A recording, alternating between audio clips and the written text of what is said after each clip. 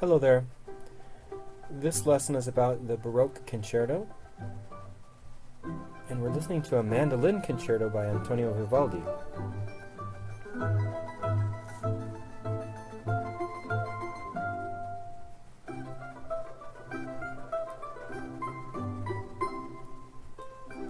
Okay, let's get started. Let's just talk a little bit about Vivaldi. He's obviously an Italian composer, also a violinist, and he was a general superintendent in a conservatory for orphans called Conservatory of the Pietà in Venice. These were founded to shelter these orphans and also illegitimate children.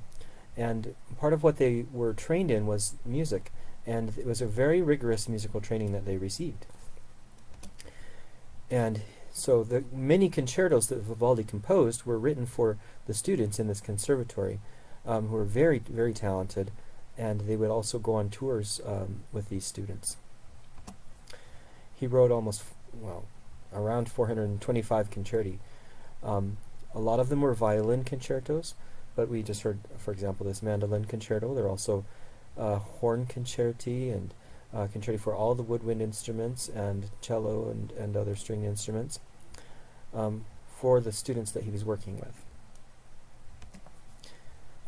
Probably his most well-known set of concertos is his Opus 8 set that contains the four seasons.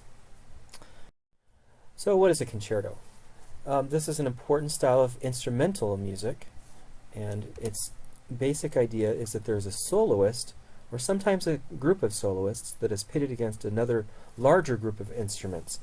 If you have a single soloist, it's a solo concerto, and if you have a group of soloists, they call it a concerto grosso, or grand concerto. So the rest of the orchestra that the soloist alternates with is known as the tutti section.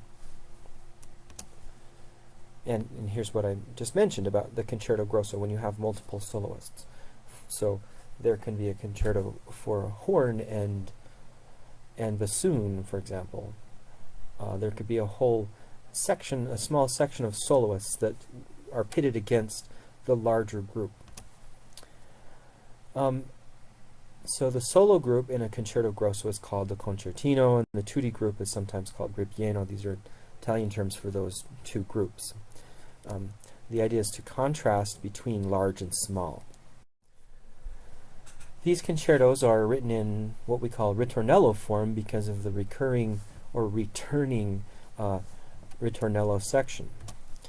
So the solo sections, where we hear the soloists perform more virtuosic passages, alternate with the ritornello sections that the whole group plays, the tutti plays.